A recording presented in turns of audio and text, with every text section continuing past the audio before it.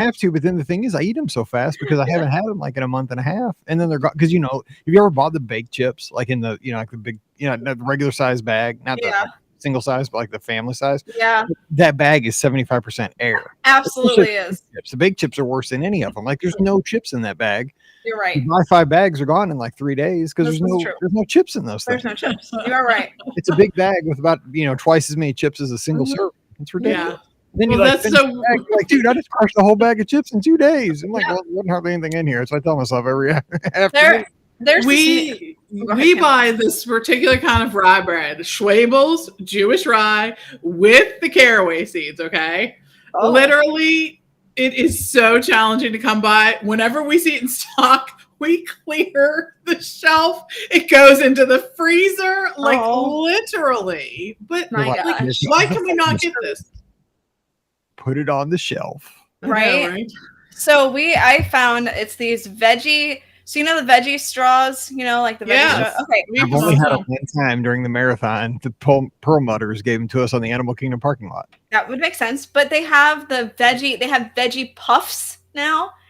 And they have a white cheddar one, and it's just like eating Cheetos, except for obviously healthier, I guess. I don't know. I'm using that in air quotes. But oh my gosh, I legit pound those things. I can eat an entire bag in almost a sitting, and that's a full bag of veggie puffs, like a full bag. But it's like eating air, but delicious air, and I'm just like, this is so good. And I like them too. They're like salty and they're crunchy. Yes.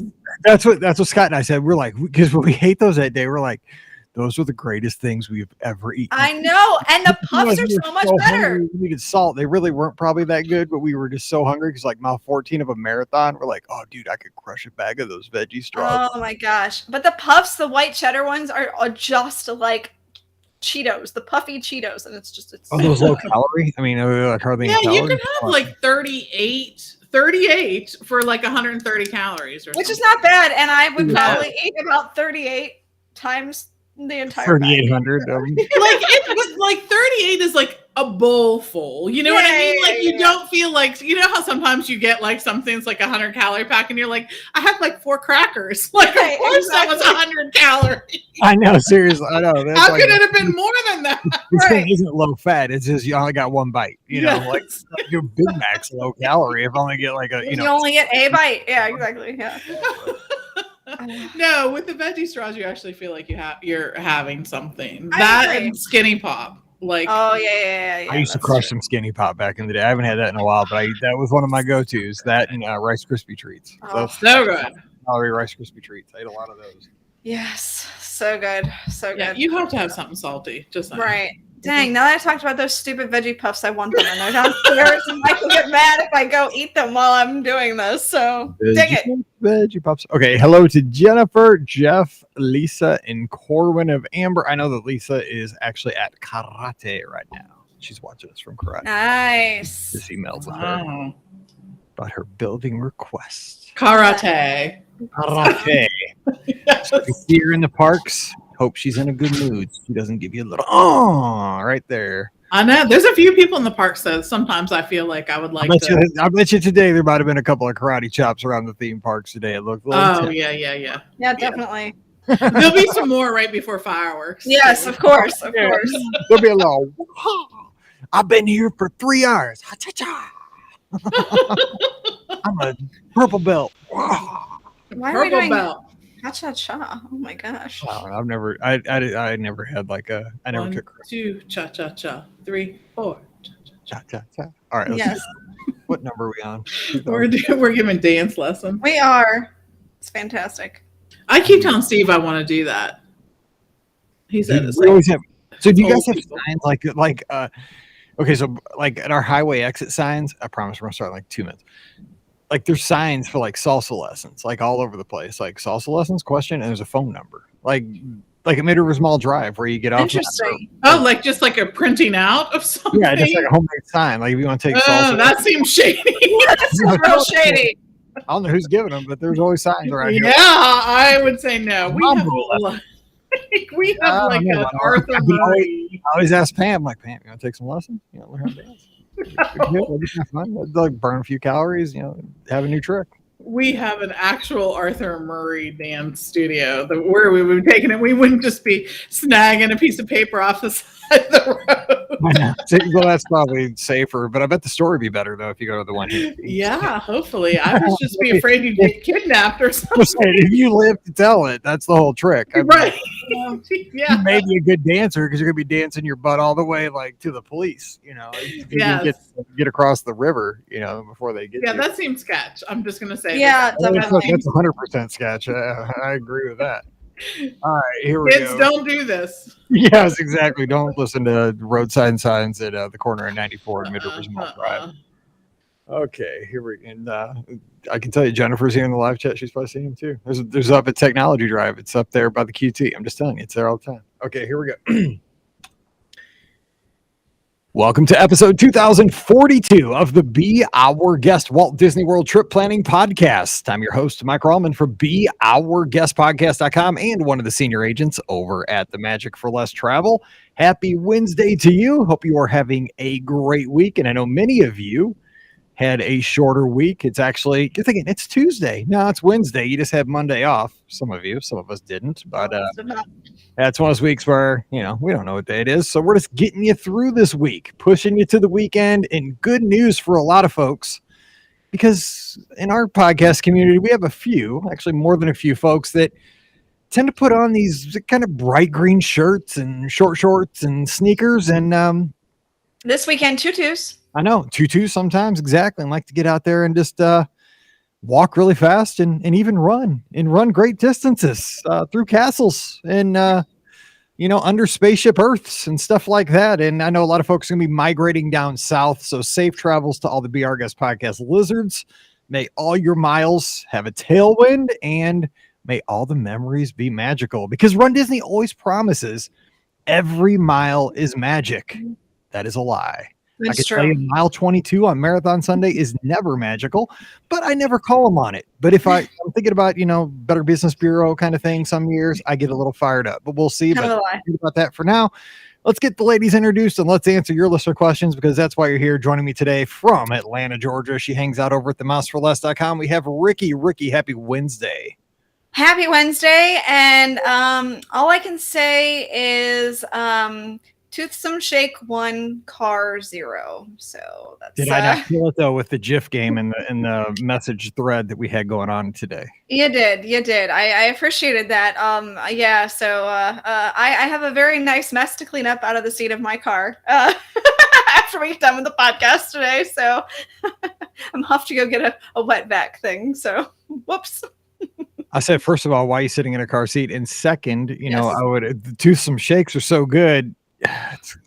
I'm not saying I don't know how old your car is, but man, I know you definitely might go for that. Yeah. No, I was more as upset as I was about spilling the getting the mess in the car. The more thing I was upset about was actually spilling the shake and having no more shake. So it was so good. It was so good, but so sad.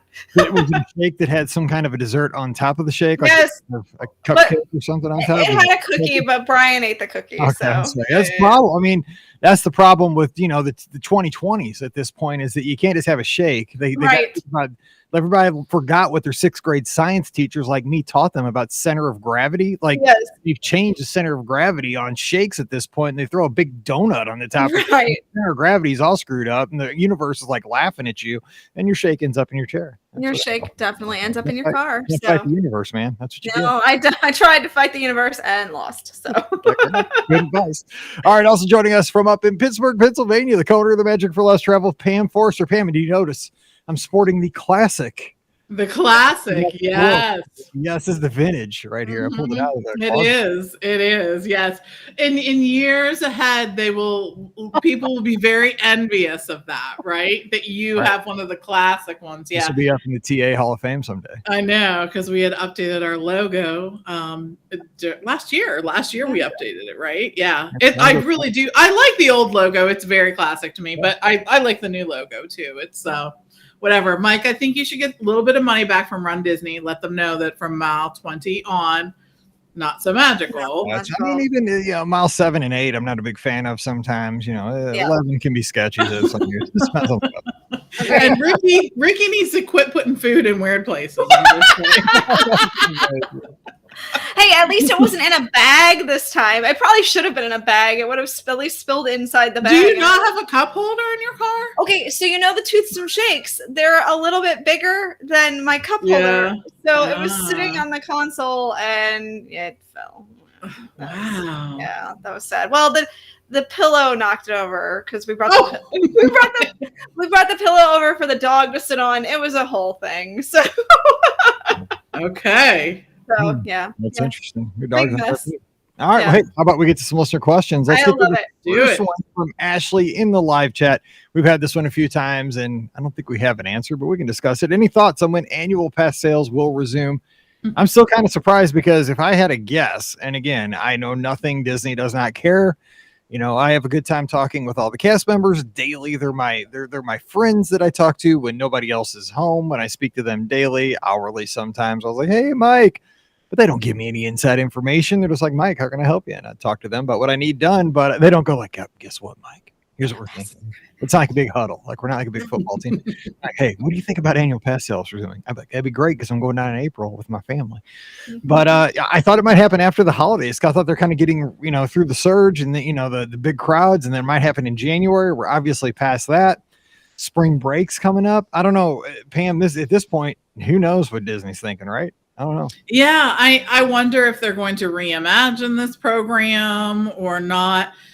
This is not going to be a super popular opinion, but I always really thought, even with the last price increase, that the annual passes were still not a bad price. I know, right? People are like, what are you talking about? But no, seriously, if I look at like purchasing an annual pass even to like a local amusement park or if I'm purchasing an annual pass to any local amusement or thing that I want to do right throughout the year, it's not inexpensive. So I didn't really think that Disney's prices were that out of line for what you were going to get, especially for people who lived in the area, right? 365 days of admission if you're buying the most expensive pass. Then, of course, Florida residents have access to different ones, and so does everyone else too. But anyway, so I don't have any insider information. This is just me speculating, but I was just wondering about that. What I find is funny when I kind of look back at this, I'm going to get your thoughts on this, Ricky, because you kind of fall into this. Well, so do you, Pam. Everybody's listening to this podcast for the most part kind of falls into this category. Is that, say take 15 years ago, right? Or when podcasting started, we're going to be around 14 years old here in a couple of weeks. And, even 20 years ago when you first maybe started reading guidebooks or, went on message boards before social media and all that stuff. If you didn't live in Florida, it was very rare that you would be an annual pass holder. Right. I mean, annual pass holders were folks that lived in Central Florida, or at least like within striking distance, maybe North Florida, maybe Southern Georgia, maybe the Carolinas. But over the past like 10 to 15 years, annual pass holders are scattered. And I don't know this, I don't look at Disney stuff, but I mean, just from what I see from my clients at the Magic for Less, I mean, I have annual pass holders all over the country. I mean, people on the West Coast are annual pass holders all over the United States. And I don't think when they started the annual pass holder program that they probably considered that's how the program would go. They probably thought that folks would come down and buy tickets for like certain vacations. But I don't think that there would be fans that would be traveling 4 to 5 times a year. I think that's the Run Disney effect that, you have races in November. People come back in January. People come back in February, April, or they come back for Flower and Garden or the, Festival of the Arts. Ricky, what are your thoughts on that? Because it is interesting, because I think the annual pass demographic has really changed in the last 10 to 15 years as to maybe what Disney thought when they first sold annual passes, which for most theme parks is really for the locals. Yeah, that's true. I mean, a lot of theme parks, annual passes are for the locals. And you're right. I think that was definitely Disney's intention when they first introduced them all those years ago. But you also bring up a good point. We do have a lot of annual pass holders now that are throughout the country. I wonder if, yes, part of it is I think Disney's reach has become a little bit broader in the sense of like people are traveling down more often a lot of times. So the annual pass makes sense for those families. But I think that also, you have to think about the whole DVC option in there too. I mean, DVC people, they get to buy annual passes as well. So, that was something that really, I mean, it was a somewhat of a big deal back 15, 20 years ago, but it really hadn't like taken off the way it has now. And, Disney kept adding more DVC properties and things like that. So more people became annual pass holders and so that were out of state. And so I think that also maybe helped to, increase the annual pass holder numbers there too. So, I'm not really sure when they're coming back. Hopefully soon. I know so many people are, looking to get annual passes. It's kind of why I haven't let go of me and Brian's. I mean, not that I would, but you know what I'm saying? Like, I'm not doing it now because, like, who knows if they're gonna get rid of them at this point, or you know what I'm saying? Like, if they come back again and then they drop them again, and who knows what process they're gonna go with in the future about offering annual passes if they're only gonna offer them for like 2 months, and they're like, okay, buy your pass now, and then you're done for the rest of the year. I don't know. I thought, obviously they had a small price increase over the past weekend or a week, I guess I should say. And I thought when the next, I thought before this happened, when the next price increase happened, that would be when they'd offer annual passes again. And it's, been a few days, no annual passes. So who knows? Honestly, hopefully sooner rather than later, though. Yeah, wait and see. I've always said, just on a side note, as somebody that's not a DVC owner, that if you're going to plunk down enough money to buy a DVC contract directly through Disney, that the annual pass should come with a contract. I mean, I maybe at a certain level, like if you buy a certain amount of points, a moderate amount of points, say you're not buying like the very minimum amount of points through Disney. This is just me. I just think, if you're investing at that level, you should get an annual pass. But that's okay. More than a discount. I'm just that, but, I agree with that. It's just a way for Disney to say thanks. But that's what I thought. So anyway, yeah. We'll see. Christy's got a question, and she says, "Hey, Mike, our family of 4 will be at Disney in March, and our first day at the parks is at Hollywood Studios. We're thinking about taking an Uber from Port Orleans Riverside instead of the bus to make sure we get there for the 8:30 early entry. My questions: number 1, how early should we arrive for early entry? 30 to 45 minutes before. 2, since we're staying on site but Ubering, will they let those Ubers in for the early entry park hours? My fear is that the bus won't get us there early enough, but if we Uber, we'll be stuck in traffic with the off-site crowd. Any advice? Thanks in advance and appreciate all you do." Christy's down in Lubbock, Texas.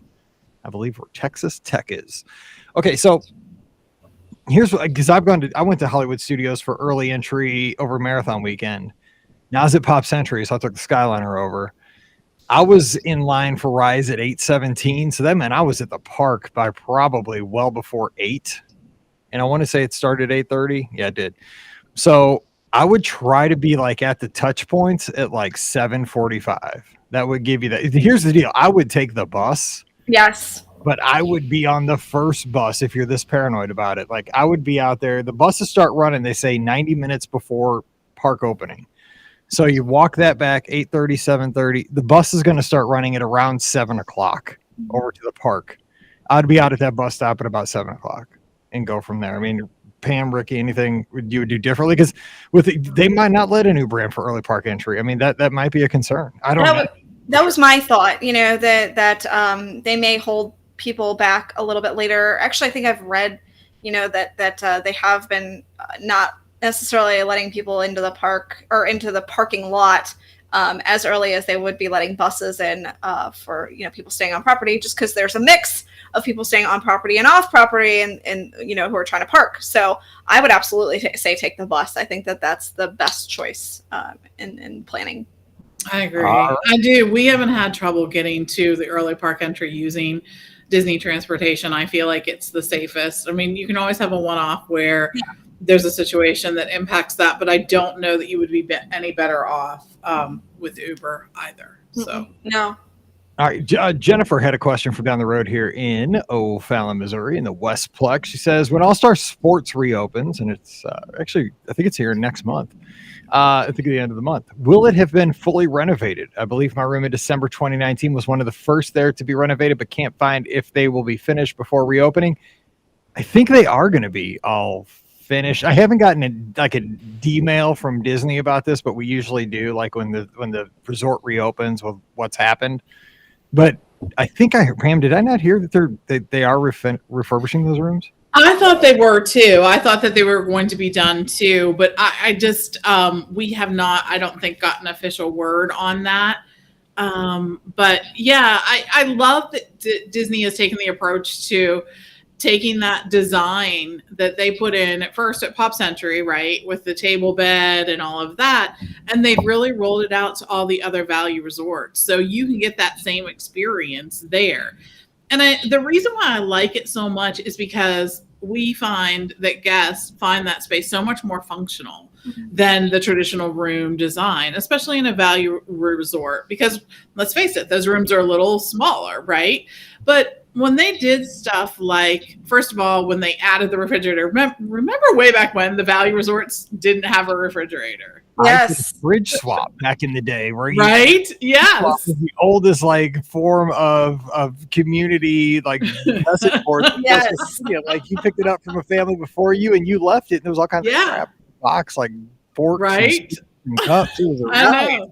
They've come a long way, baby. Yeah, I know, right? Honestly say, right? So they added the refrigerator in, then they upgraded sort of the furniture, right, to make it look a little better. Then they did the whole table bed, and they made the beds queen size, and added a coffee maker. That used to be another thing that was not available at a Disney resort. So they really tried, I think, to take it from a resort that you're staying at while you visit a theme park to a complete experience. And I think that sort of shows their commitment to that when they're doing it at the value resorts. So yeah, let's hope that they're all done when that resort reopens. So side story, I was explaining to a guest the other day, this is like last week, a potential guest about, she typically, I think, stays in deluxe hotels, right? But there was no availability, but there was available, I think, at Pop or somewhere.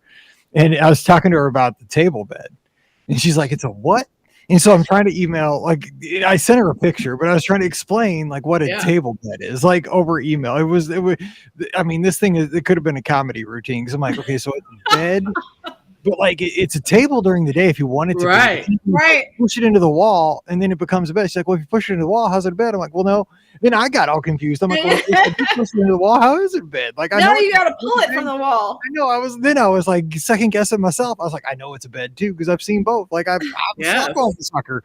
But then I was like, no, I promise me, it's a bed and it's a table. It was almost like I don't know why Seinfeld, but I was like, it has to be a Seinfeld episode. It does. The only thing that I have, like, as you know, if I was a family of 4, and I'd be a little sad about, is the fact that, like, you know, if I had stuff on the table, I'd have to obviously move it off the table to pull the bed down, because otherwise it would crush all the stuff. Yeah, well, so like when we're there with the family, the table's never out. Like, yeah. See, that's what's nice about those rooms. When I go solo, that's true. When I go by myself, it's a table the whole time, right? That's how it is for me too. Yeah, it's totally a table. Yeah, so it can be both. That's one room. And it also has that big dresser in the room too, which I think is incredibly functional. Like, there's some parts of the value resort rooms that I wish that they would roll out into places. Yeah, for sure. Agreed. So last night on the call-in show, so we had this caller call in about whether she should stay the entire time at Animal Kingdom Lodge or do a split Animal Kingdom and Coronado in the Tower. So we had this, big discussion in the chat, and callers were calling in. It was awesome, and it devolved into packing and unpacking, because that was kind of the, that was Scott's say, like, you can unpack once, you'd stay the whole time. I'm like, no, you split. And then we got talking about Pam, because Pam, stays at 3 resorts, loves it, packs, unpacks, with how great of a packer she is. And then the whole discussion devolved into whether guests unpack when they arrive and like put everything in drawers and in closets, or if you live out of your suitcase the entire time. And it was about 50-50 in the chat. Interesting. That is interesting. In my suitcase, like I don't unpack, but like Scott does. I'm with you, Mike. I don't unpack. I leave all my stuff in my suitcase. But Pam does unpack. I do, and I move. Yeah. So you know how funny this is. Yes. So I do unpack. There are some things that sort of stay packed in maybe like a roller suitcase, that you would roll on, because we just don't use them that frequently. We just bring them in case of emergency, right? They're the cover our butts kind of thing. But yeah, I do unpack, and I'm a huge fan of the packing cube. So We talked about that last night. The show. That's totally it. That makes that unpacking and packing happen in literally 5 minutes. Yeah. I mean, when people travel with us, I'm like, okay, we're gonna go back and pack. Like that's not an all day thing. It's I've witnessed it. It's definitely like, woof, okay, we're done. We're done and unpacking. we're moving on. Let's go. So, yes, we do not waste any of our time doing that. But this is kind of what I do for a living. So when I say it's my job, it's my job. I pack and unpack like it's my job. Scott's final words on this were you guys have a system and everybody like has a role to play. Oh, like, yes. Everybody trained. It's like a military operation. Just like everybody, like it's time to go. Yes. Everybody's like boom, boom, boom, and done. Like just everybody, no questions asked. Like it's just okay. Let's go. That's kind of how our life is. This will come as no surprise to people who know us, but that's kind of how our life rolls too. Everybody has a job, and you do it, and there's no complaining. That's right. All right, Len's got a question. Have international cast members returned? If not, do you see that happening fairly soon? Ricky, you were just there this past weekend. See any international cast members? I mean, I did see a few cast members that were from that had tags that were from other countries, but I don't believe there were any like international cast members. So like in the Mexico Pavilion, when we rode Grand Fiesta Tour, they were all, not international cast members when normally they would have been. So I haven't seen many. If there are some, they're very far and few. Yeah, I feel like they've taken like cast members who have been living here, right? Yes. And if they have, if their heritage is from that country, then they sort of move them in, right? Yes. Like, and usually that you'll recognize them because they're wearing the flag shirts. Although I think they changed the shirts because I love those flag shirts. I've always wanted one of those. Well, they don't think I think they're changing out the flag shirts because I saw a lot of green shirts. I've heard that they're changing them, but I won't. With like the Epcot logo on it. So classic. Those are so classic. Yeah. So I saw a lot of the green shirts this weekend. So I'm thinking they're changing them out. I heard you saw a couple of Figment popcorn buckets too. Let's not get started on the Figment popcorn buckets, please. I mean, look, okay, here's the deal. If you got a Figment popcorn bucket and they aren't selling them anymore and you bring it back to the park, that's just being a jerk. I'm sorry. They're free. Well, you're supposed to. If you get it, shouldn't you? You were so salty in that text about that this week. People just want to get the refills. It's a refillable. I don't think it's refillable. I think it is. I don't know if the Figment one is refillable. I think it's just like Figment. Shouldn't you be able to take him to the park? I'm salty about this. Let's just because you didn't get one. Let's put it this way. We have some nice listeners, and I am getting one. You're such a baby. Yes, but I love our listeners. Thank you so much. But I mean, I'm just saying, like, if you bring it back, you're totally rubbing it in, and that's not okay. No! Whatever listener is giving Ricky the popcorn bucket, I'll pay you double. Okay. So here we go. John Luke's got a question. Hey, BOGP, I'm running the springtime surprise race weekend and want to make sure I am early for the expo on opening day. Do you know the earliest I can arrive to the expo? I plan on taking Uber. Thanks. Okay, so I have heard. Now, I go midday, like once the John Luke's are out of the way. It's crazy at the rope drive at those things, man. I don't know if it won't be as crazy for spring surprise. I don't think it's like marathon weekend. That's the crazy of the crazy runners. But I had heard that people were there because I think the expo opened at 10 in January. And from the rumor mill, because you always hear it, I heard people were there at 7:30 in line for the expo. Oof. I think they were a little excited.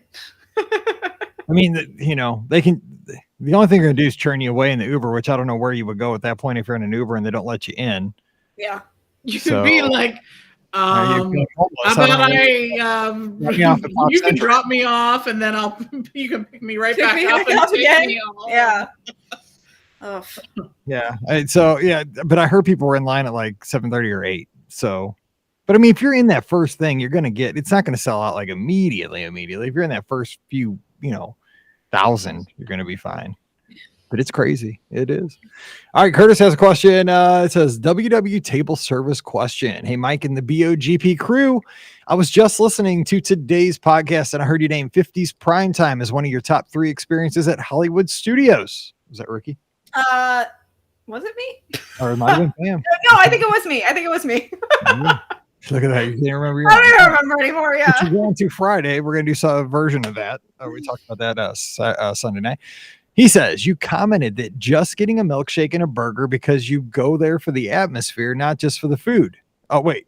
Maybe I think I mentioned that for sci-fi. You did mention that for sci-fi. Yes. Yes. He said, this was the catalyst for me to write with a question I've had for quite a while.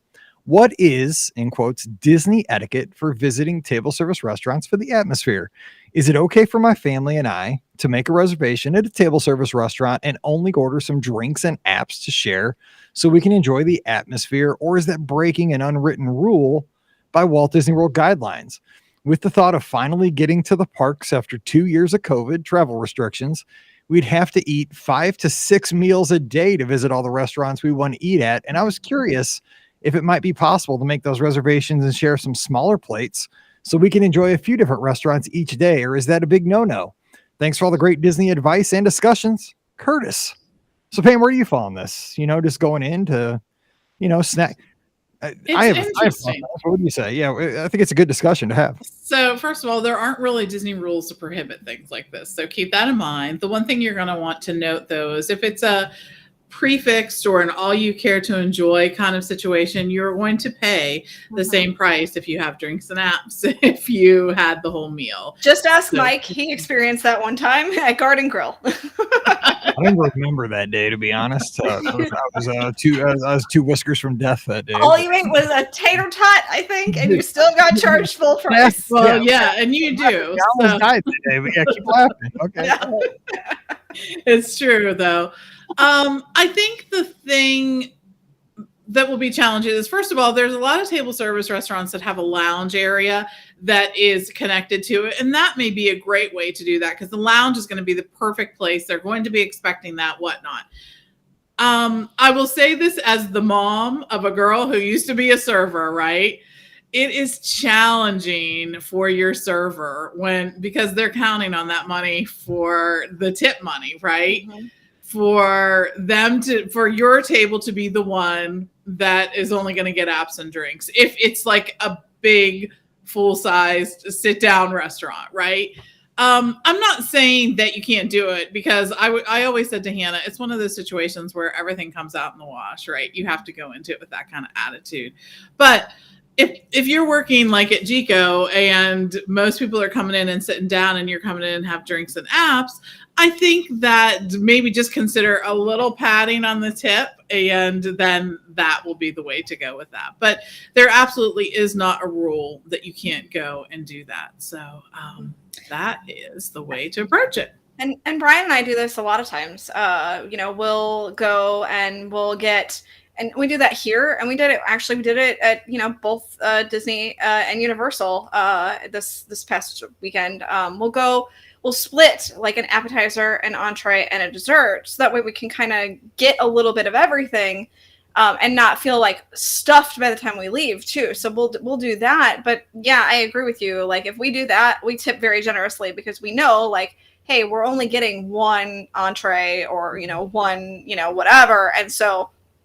We'll put a very generous tip. I definitely tip well over 20% at that point, just because I know like I'm taking away their, because obviously tip is based off of the amount of money I'm spending. So if I'm not spending as much on my bill, just because I'm trying not to overstuff myself, I still make sure that I take care of my servers. So I agree with you, Pam, on that. So.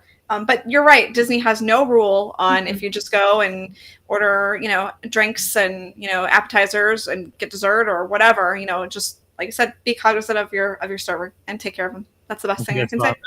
That's bottom line, right? I mean, it's at least it says, maybe base the tip on the full price, the price. And that's a lot of what I do too. Yeah. Based off the full price. Cost, because that way the server isn't missing out on their possible income for that table during that 90-minute period, 60-minute period. And it's one of those things like I've really also my wife was a server, that's what she did in college. She was a waitress, and So we always have tipped generously. Actually, I don't even do the tipping. Like, I just give her, when the bill comes, I hand her my credit card and she always does the tip because, you know, she takes care of that because that she worked in that industry. So I feel more comfortable that way, but she always tips very generously. And I look at it coming out of like this, especially in the last couple of years, now that we're on the other side of it, I see it this way. And this is just my personal opinion here, but if you have the means to be at a place like Walt Disney World right now, I feel like you should be generous with helping somebody that's working in the service industry at that point in time. You know, like give them, throw them an extra $10. Like that's going to mean a lot to them, where hopefully it isn't going to be make or break for you. I mean, I know the times are tight for all of us, but it's probably meaning a lot to that person who's really busting their rear end, you know, to do their best they can in these times, because service industry jobs are really hard right now because you know, you probably have people that are covering more tables than normal because there's not enough workers and stuff like that. So I just, I try to be very thankful for the folks that are actually out there working because there's so many people that are not. Right? Yeah, my server yesterday at Twosome, they were working a double. So they were working from 10 in the morning until pretty much midnight. So, I mean, yeah, I made sure and tipped him very well. So I appreciate them. All right. Question here. Oh, we got an Is This Romantic from listener Scott here. So February is getting out. So we have one last one to tide us over till next February. He says, okay, Mike, been thinking about this one for a little while. Entering the Magic Kingdom with a preset spending limit and split up, purchasing a gift for one another somewhere in the park. This can be anything from a Dole Whip to jewelry or a monorail under the tree. Meet back up in front of the castle and grab a PhotoPass photographer to take your photos while you exchange gifts. Bonus if you're getting engaged and can surprise her with a ring as the gift. Oh, dude, saved the best for last there. I mean, it was a couple weeks late. I mean, come on. That is a genius way. Honestly, that's a genius way to get engaged. Like seriously, because you could totally fool the other person. You're setting them up. I mean, you're totally setting them up, and they would have no idea that that's what you're doing. I love that idea. That's genius. Oh my gosh, I love that. Now, I maybe wouldn't do it in the front of the well, just because it's a little busy in front of the castle. To there's usually a long line of people waiting behind you. So you might, if you're actually just swapping gifts and not getting engaged, I might do it at a different place. Like find a PhotoPass photographer that's a little off the beaten path. But I think that's a genius idea. I love it. That is so romantic. Like when you put the word split up there, that kind of made me a little worried. Yeah, made me a little nervous.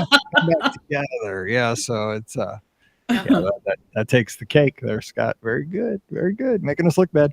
All right. Bob's got a question here in the live chat. It says, making our first trip to Hollywood Studios. We're staying at Pop Century, planning on purchasing a lightning lane for Rise. Should we rope drop Mickey and Minnie's or Slinky Dog? Also, will the Skyliner get us into the park in plenty of time to be in front of most people for rope drop? Skyliner will get you there so fast. Yes. I mean, I was in line well before everybody. Well, not before. I could have been there even earlier. Like I just didn't get there. I didn't get, out of my room fast enough.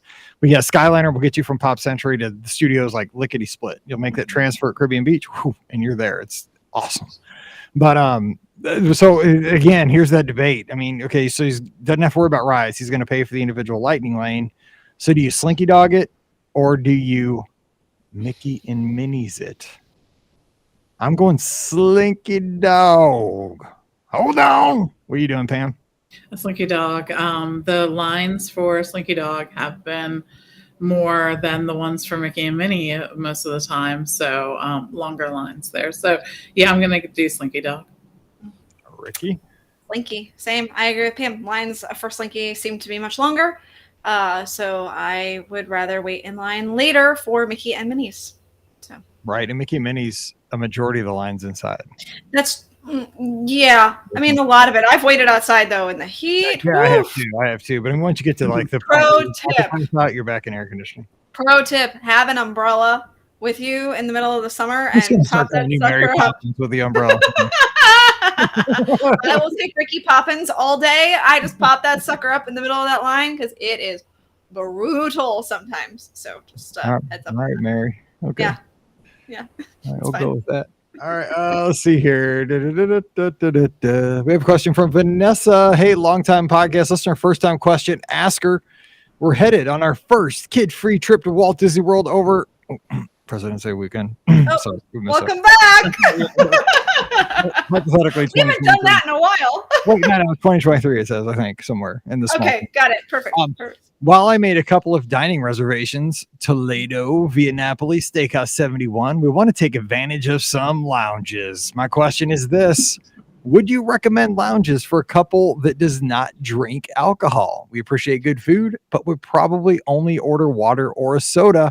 Also, since we are leaving the kids behind, we're looking for recommendations for some treats to bring back to them that can make the flight home. Thanks, Vanessa. She's in, let's see if Pam knows this place, Doylestown, Pennsylvania. I do. There you go. I do know. It is in Pennsylvania. I can Well, confirm. this is PA, so I hope it is. All right, that's good. Yeah, but you know what? I don't drink. I seriously don't drink a lot. I only, like on the cruises, I'll do a tasting. I'll have margaritas with Mexican food. That's all, because I don't drink beer or anything like that. And I've been to lounges with folks and just gotten sodas and stuff and apps and so forth. And I have a good time because the theming is always fun in the Disney lounges. I say go for it. I mean, Pam, what would you like going on lounges? I don't think you have to drink.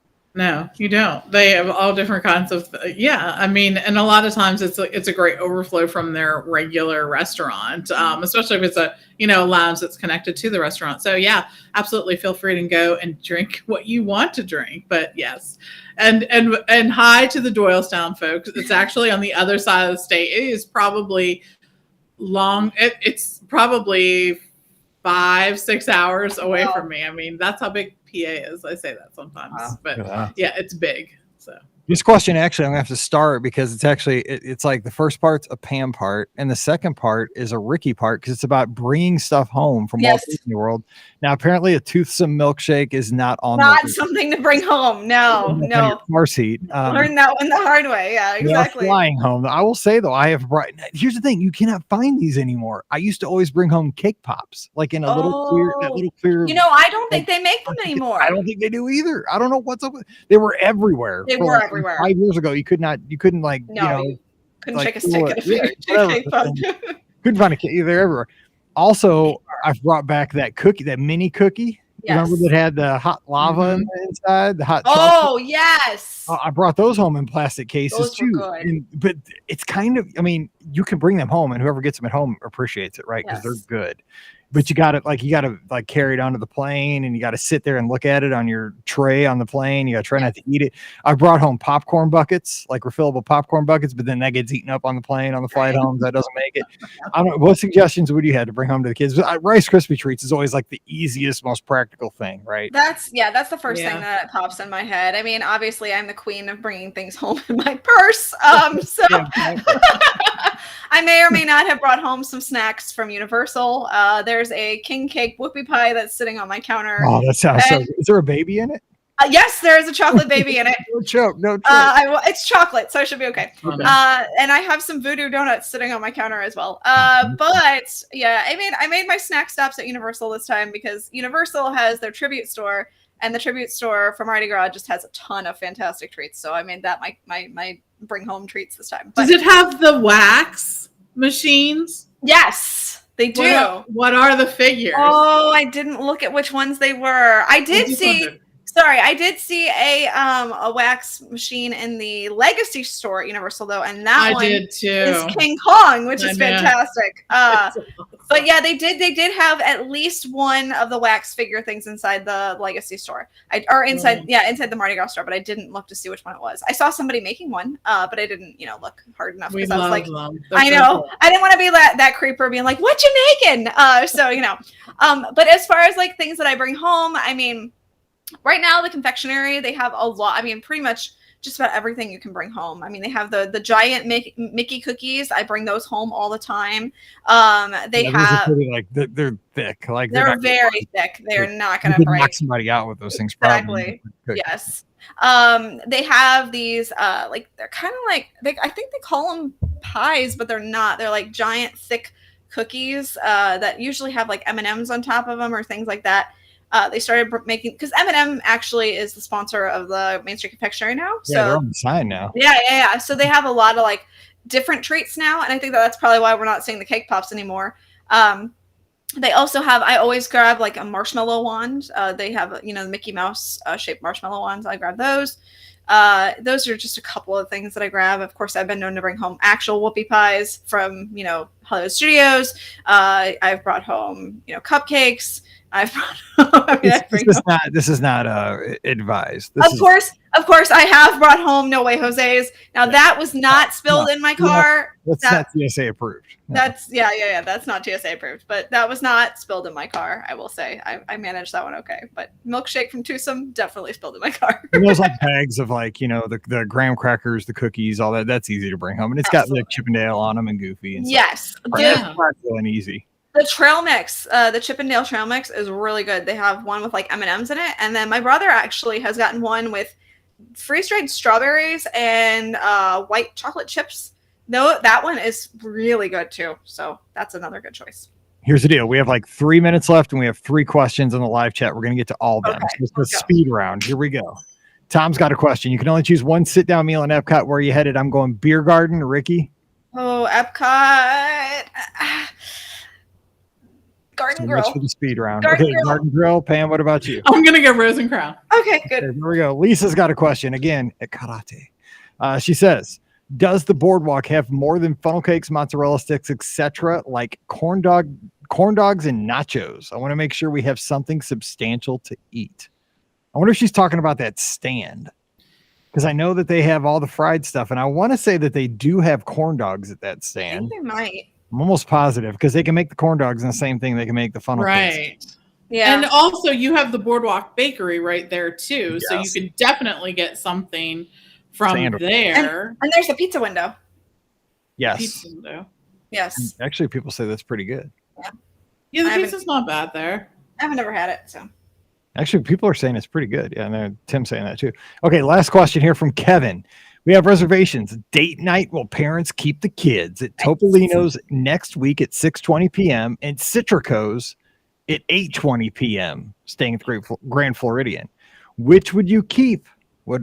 Would you hold out for Narcoossee's last minute?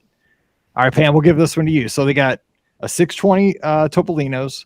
They have an 8:20 Citrico's. I'd be dead by 8:20. I can't wait that long to eat. Or do you even just kind of hold out and try to get Narcoossee's? What would you do in this situation? Man, with a date night, I want to make sure that I have something. So holding out for something is a great idea, but what happens if you don't get it? Right. You're going to keep one of these, right? And so Pecos Bills at the Magic Kingdom. Yes, right. and then it's yeah. I think I'd actually go ahead and do Citrico's. And the reason why is because the recent renovation of it, first of all, with that Mary Poppins theme, is awesome, and the food's really good. So go and enjoy. There you go. And you know what? Pecos Bills without kids, pretty awesome. Just saying. Just saying, it's still date night. It's those cosmic rays. That's true. All right. Well, that is going to do it for today. Thanks for hanging out with us. As always, if you have a question you want to get in the inbox, just send it to mike@beourguestpodcast.com. Put listener question in the header, and we'll get that here on the show right away. Don't forget, you can follow us on the social media. Ricky's at Ricky Nibs. Give her a follow. She's got lots of photos and pictures, and that's the same thing. And all kinds of posts. Thank you. Yes, that is the same thing.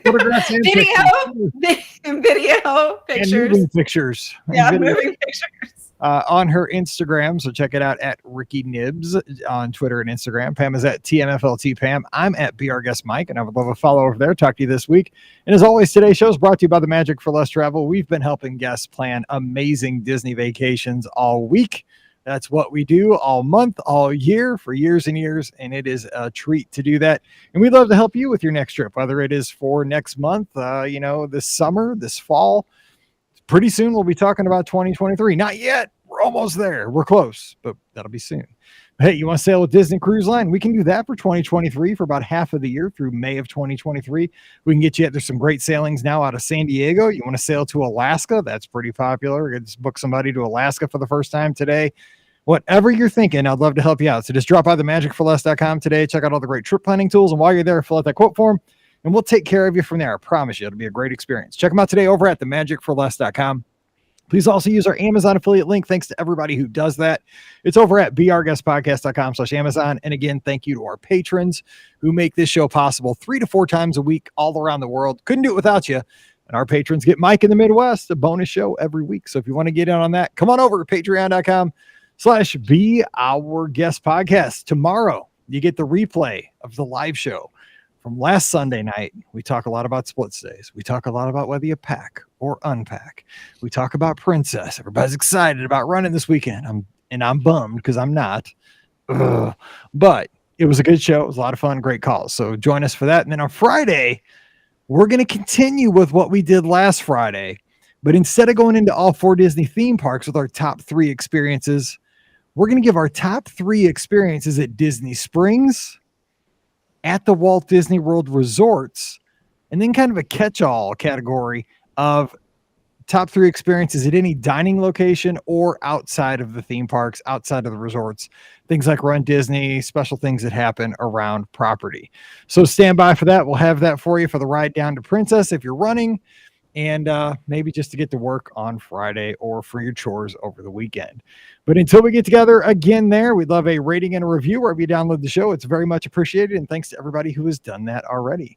So until we get back together again tomorrow for the replay of the live show, and we'll have another live show this Sunday night, by the way. It'll just be me flying solo, but I need your calls. It'll be you and me without Scotty G. So until then, for Pam and Ricky, I'm Mike, wishing you a great Wednesday. Time to get back to work, and we'll see you real soon. Boom. That was good. That's not the right place. This PC, desktop, Be Our Guest Podcast. Episode 2041. Edited. That's crazy. That many episodes. It is ridiculous. Actually, it's let me look. 2,137. If you count all the live shows that I used to not count as, and those are all 2 hours long too. Crazy. Can you guys give me 2 minutes? Sure. I'm very sorry. My boss is messaging me, so I need to call him. I'll be right back. Sorry. Hello, Len. Len's going on a bike ride. I hope that's he's in Maryland. I keep thinking he's in Michigan. So you guys going to get that snow again? Like it was 65 here today, and it's going to snow Wednesday night again. Yeah, I think we leave Wednesday morning really early, so we will miss it. We will get out of here in time. So I know, right? Because I desperately need to see the sun. But yes, we were actually able to walk outside today in the neighborhood. It was so nice, like at lunchtime. It was just, I was just like, oh my gosh, I'm kind of basking in the sun. Although I don't trust the weather at all, right? So if I'm outside, like I have like this thing I put that like keeps my neck warm. I have gloves. I have because I don't trust it. Same. I know I'm always overdressed this time of year because the wind like cuts through you when you get out there sometimes. I know, but I'd rather. Yep, same. So I'd rather hold something in my hand than be like cold. So yep, totally. But yeah, that's like it's got that. We've had that taste yesterday and today of like 65, and it feels so good. But then it's gonna snow again Wednesday night or Thursday. Ugh. Yeah, I like snow, but I'm like over it at this point. Like I'm done. It was a lot this year. It's a lot this year. Oh, just done. And so cold. Yeah, I know. But at least it's not staying cold as long right now. Like it's cold for a couple days, but then it gets back up to like 45 or 50 where it doesn't like hurt. But it's still like I'm just ready for like spring. I just want to take the doors off the Jeep. Let's go. Okay, sorry about that, guys. So sorry. Uh-huh. So sorry. I had something to do for work. Himself after the show always amuses me. I'm glad it does. It probably doesn't amuse anybody else, but there you go. I'm here. What amuses? What? It's me mumbling to myself. Oh, gotcha. There you go. All right, let's do this. Here we go. I saw the citrus swirl got discontinued today. Yeah, I did too. Does that mean the got canceled? What? Got canceled? No, I'm just kidding. Oh, no. I mean, he's the spokesman. Well, I know. I wonder if, I guess maybe it's a supply chain issue. Yeah. Because I heard that it's not going to be there for like 2 years, which seems like a long time if it's a supply chain issue. That's right on WDW. I mean, I get that. Yeah, I understand. I understand I fell into the clickbait train, but, Mike fell into the clickbait train way. Beignet, I know. I think my idea behind the beignet issue was way better than it. Yeah, your proposal of what was in My proposal was way worse. Okay, here we go. 2044. Welcome to episode 2044 of the Be Our Guest Walt Disney World Trip Planning Podcast. I'm your host, Mike Rallman from BeOurGuestPodcast.com and one of the senior agents over at the Magic for Less Travel. And this is one of those Fridays where I feel more senior than ever. Just one of those days. So I hope you are doing well and getting ready for a great weekend. Shout out to all the Be Our Guest Podcast lizards down at Walt Disney World this weekend, celebrating the Run Disney Princess Half Marathon weekend. Get those tutus ready. I know Scott's going to have his on this weekend for 3 different distances. Whatever race you're running, because I know today is the 5K race. Hopefully you've already got it in the bag by the time you're listening to the show, or maybe you're listening early. Andrew listens immediately, like boom. He's always listener number 1 to all these podcasts. So wherever you're listening, I hope you're having a great day and you're getting ready for all the runners to have magical times out there on the courses. Wish I was with you, but I'm there with you in spirit. I'll be cheering you on via social media and back here at home. But enjoy the medals. But more importantly than the medals, enjoy the memories. Make friends, have fun, get the photos, and have lots and lots of smiles. And enjoy that you've put in the work, and this is the celebration time over the weekend. And then just eat it all. I mean, that's why we run, right? I mean, I don't get on the treadmill every morning because it's fun. I get on the treadmill because I go to Taco Bell every night. Let's be honest. So that's how it works. All right. Also joining us, we're going to be having a fun show today, talking about some of our favorite experiences outside of the 4 theme parks. Continuing last week's theme, we have Ricky from the mouseforless.com. She was just down at Walt Disney World last weekend. She must have thought Princess was last weekend, not this weekend. What's up, Ricky? You know, I mean, I really wanted to see the Festival of the Arts, so I had to make a choice. And Festival of the Arts wasn't happening next weekend, or this weekend, I guess I should say. So, yeah, I'm surprised that they pulled it for the last weekend of, for Princess, but they did. So I wanted to make sure I saw Festival of the Arts, which was fantastic, by the way, really great. Saw some fantastic artwork. The food was, it's so good. Oh, the food is so good for this festival. So, yeah, had a really, really, really nice time. The weather was gorgeous this past weekend. So, sorry, I just wanted to rub it in just a little bit for you. No, it's okay. I mean, because I'm still waiting to see the popcorn bucket. But yeah, it's coming. But thank you, listeners. I've been contacted, so it may or may not. Just a secret. So. Let me ask you this. So what was your favorite piece of art? Was it the old classic thing where you get in the revolutionary picture frame and right. crossing the Delaware, or was it the sidewalk chalk, which is always a fan favorite? What was there something special visually? Yeah, so the sidewalk chalk, I was able to watch as this gentleman was creating a piece based off of Encanto. So it was beautiful what he'd done. I obviously didn't see it finished in person. I have seen it finished online now at this point. And what he did was gorgeous. So, Brian, as he was working on it, Brian was like, I wonder what it's going to be. Wait, Brian was working on it? Well, no, he was with me. And as the guy was working on it, yes, we were discussing what it was going to be. And I said, I bet it's Encanto. I could see the spindles of, the house of the casita. And so I was like, I bet that's what it is. And sure enough, the next day it was Mirabelle was right in the middle. So it was really cool. I could have probably guessed it was Encanto before he picked up one piece of chalk. I mean, probably, yeah. Synergy, yeah. I'm being a butt. Okay. Also joining us, we have the coder of the Magic for Less Travel, Pam Forrester, who Pam is at Princess Half Marathon weekend down at Walt Disney World right now. What's going on, Pam?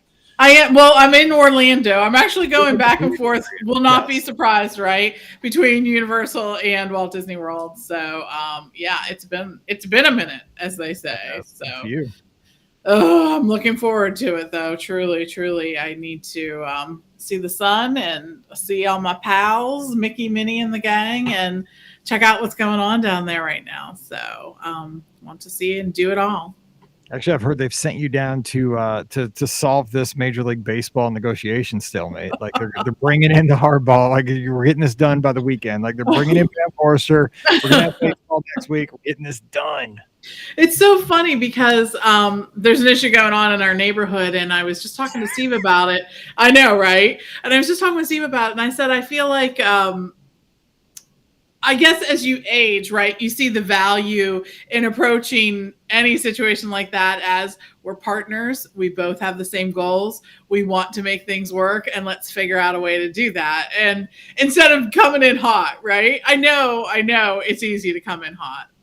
But yeah, that would be my suggestion for every disagreement, right? Yes. If the lizards and you and Scott and everybody if you don't come back with baseball by the time Princess Weekend wraps up, I know you guys are all gonna come back with medals and memories and photos. That's all touchy-feely good stuff. But if you guys don't come back with a baseball, like, good news, I'm gonna lose myself because I cannot find anything to watch on TV right now. I'm losing my mind because college football, all football's over. There's no baseball.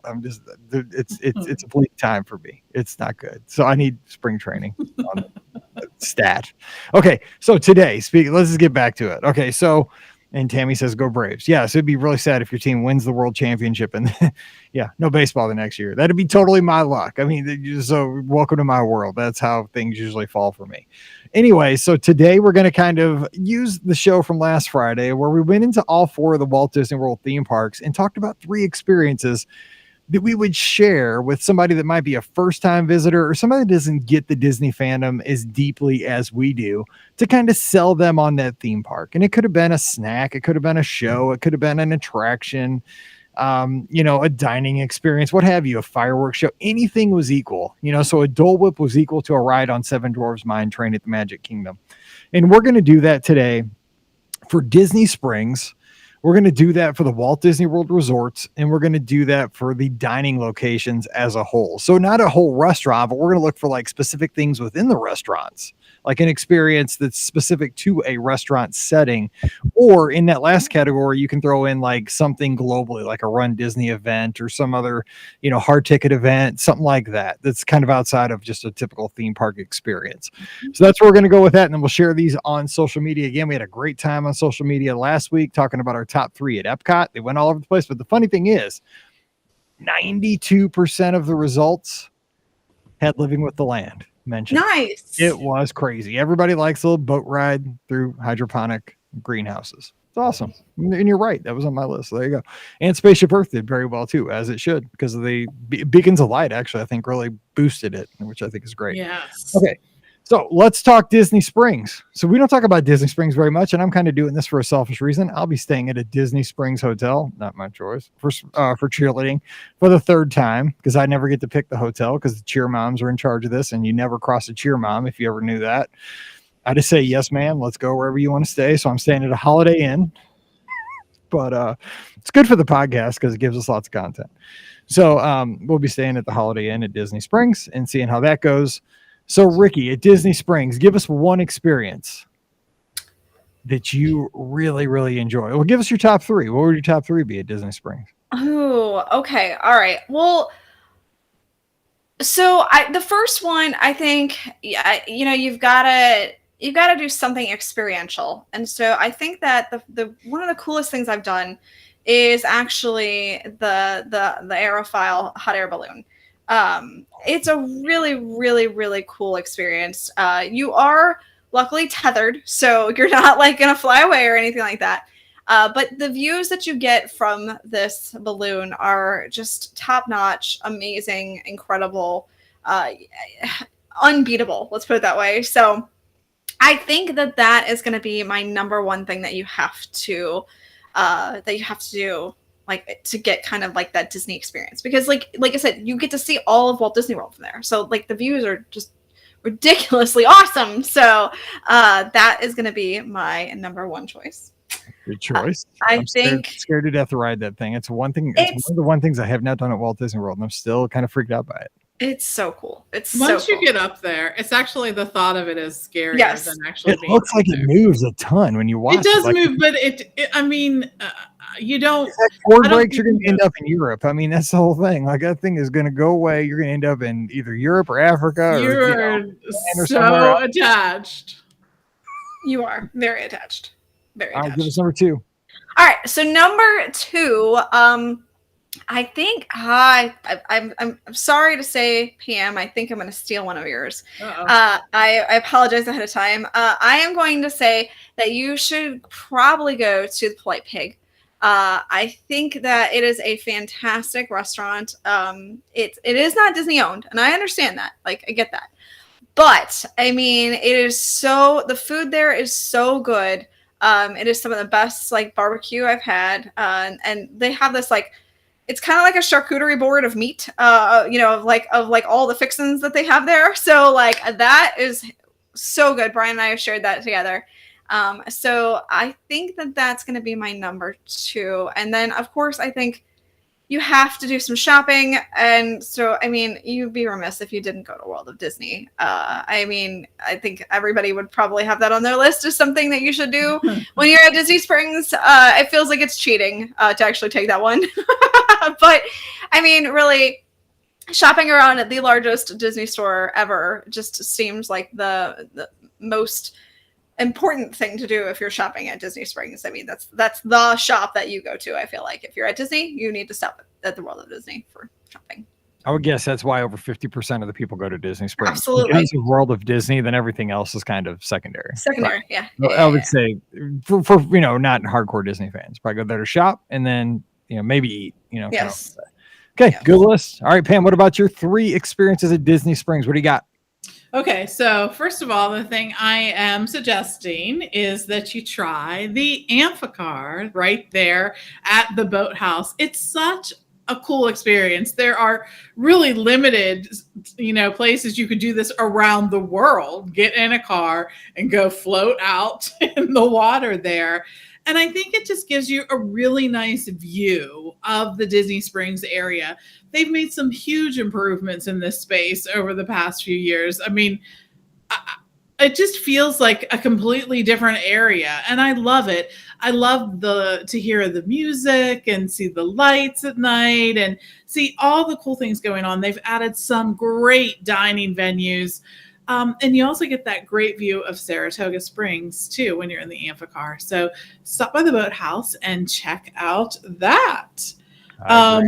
Yeah, right? It's a cool thing. Have you ever done that? Because I haven't done it. I haven't. I see either vibe, but I enjoy when I'm riding the boats on the Sassagoula into Disney Springs. I enjoy as you're passing an amphicar. Like I get as big a kick out of it just watching families do that. I'm cheap. I probably will never do it, but I want to. But it's I enjoy seeing people do it. I just like watching them go into the water too, right next to the boathouse. It's so I agree. And I think the perfect time.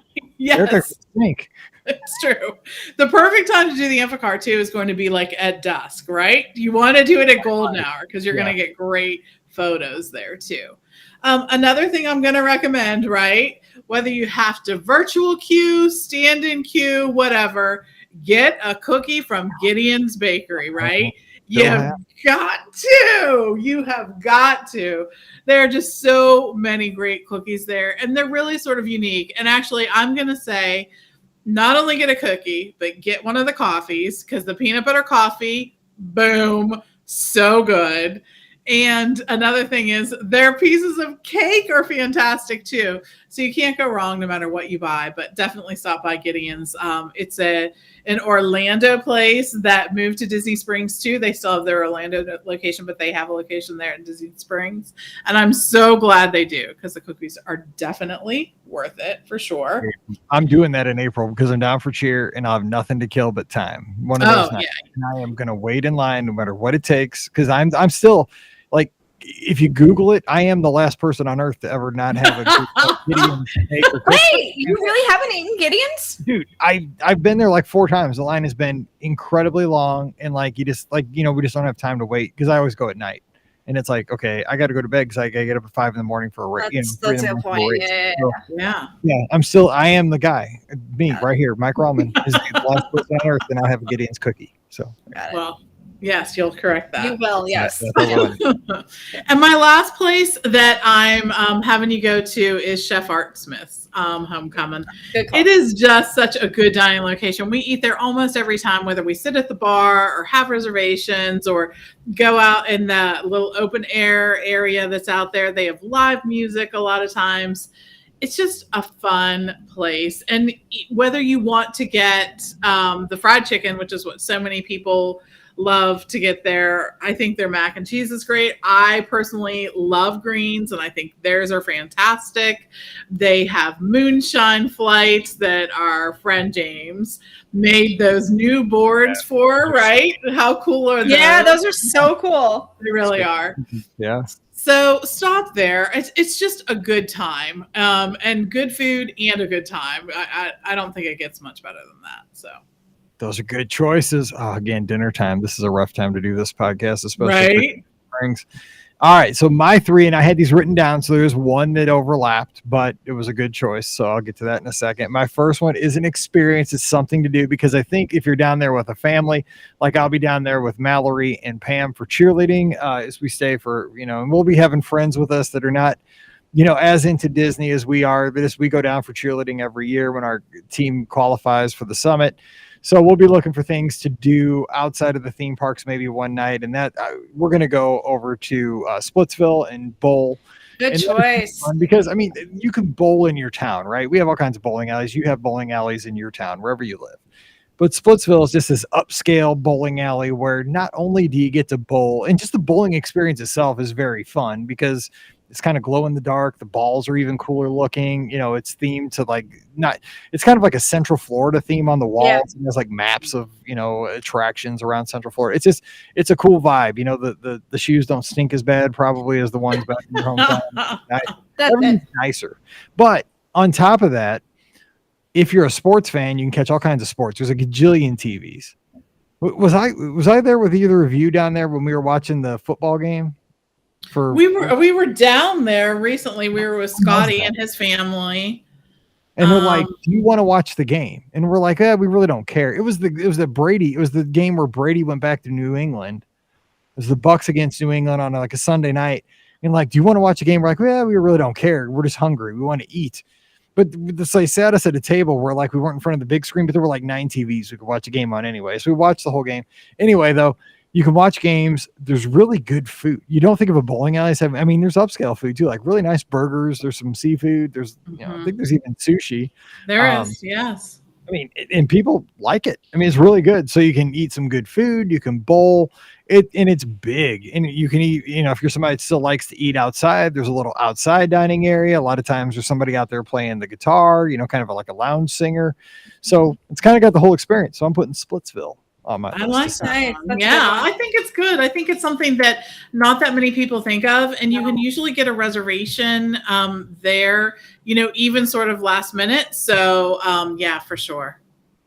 I was going to put La Nuba on there, but I haven't been to the new show yet, Drawn to Life. However, I am getting guests that have started to go to the show and are coming back, and every guest, I've had 4 this week or in the last couple of weeks that have told me about the show, and every person has said worth it. This is my question. Was it worth it? They said absolutely worth the price of admission. Love to hear that. That's fantastic. Which I think is interesting because here's what I've always thought about that. I even thought about this back in the Cirque days, is that you're at Walt Disney World. Like, you've already paid for theme park tickets, right? You have so much you can do that you've already paid for. I think it's kind of a hard, and maybe I'm not the right audience, right? I'm not really a theater guy. And I always thought it was kind of a hard ask to have somebody hard to ask. Let me clarify that.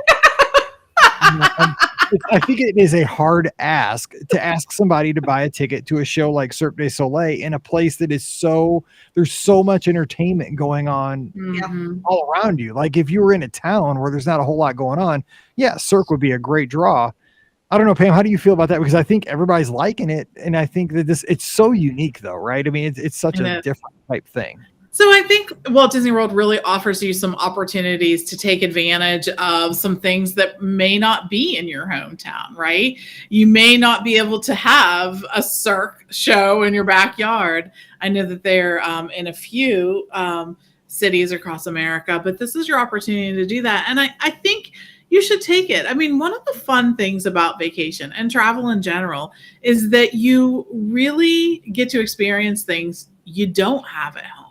And sometimes they push you a little out of your comfort zone, right? Where you wouldn't think of yourself as doing something that way. But then when you're there and you're traveling and you're with friends and they want to do it, then you go and do it. And you go find things that you never would have tried if you hadn't taken that travel opportunity. So, I mean, this is like every time I think about travel, whether I'm traveling to Walt Disney World, which we go to all the time, or I'm traveling to some country I've never been in before, my goal is to always try something new, because I've never been disappointed when I try. I have been disappointed when I haven't. And just haven't embraced the opportunity, right? From like, oh, I'm not feeling it, or that's not what I typically do, or whatnot. Then I'll come home and think, shoot, why didn't I make myself do that? So anyways, it's a great thing about travel. No regrets. And Tim in the live chat, he says, I enjoyed Drawn to Life last trip. We got it, and we got to surround it with ridiculous donuts and a mac and cheese food truck. Nice. Right into my second choice. Yeah, right into my second choice, which is you take your friend or your person you're traveling with for your second experience to Everglazed Donuts. And you got to look at this again. It is down on the west side there, down by Cirque du Soleil, and you'll see a little truck out there. It's kind of a fun little photo op. But you go in and you can get those. And, you know, this used to be kind of a unique thing. We have them in St. Louis now, kind of in the eccentric part of town, and called the Loop, where they have these kind of things. Voodoo Donuts does the same thing. It's like the donut. It's got all the crazy stuff on top. You can get a Reese's peanut butter cup top donut, or you can get a, you know, one with, I don't know, Reese's Pieces, peanut M&Ms, or who knows, all kind. They just take whatever's, you know, in the kitchen, in the fridge, throw it on top of a donut. It's way better. Right. But I mean, you know, like at 9:30 at night and you're on vacation, you're like, do I need that thing? Yeah. I need it. You've only eaten 7,000 calories. Right, exactly. 3,000 calorie donut, you know, before you go to bed. Who cares? You're on vacation.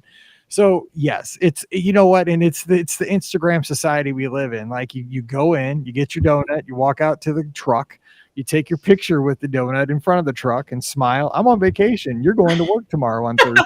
I got a giant fun donut. You know. Right.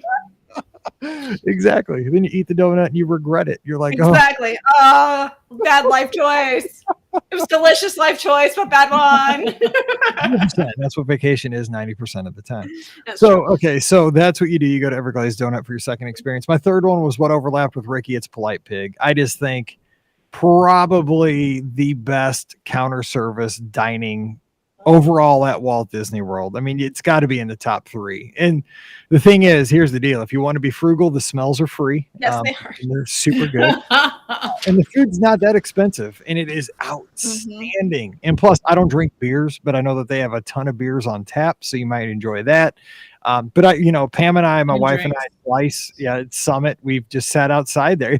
And here's the thing. I don't know if my wife enjoys as much as I do. I don't know why I do. But I like dining outside where you can just kind of watch people go by.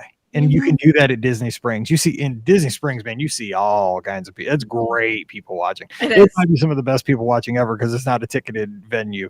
You see it all. And so you're sitting there like with that big plate of meat like Ricky spoke of. Yes. Boom. You know, and you're sitting outside and, you know, especially if you're down there, like Pam will be there, you know, this weekend and say it's supposed to be hot down there this weekend. I saw like 90s possibly.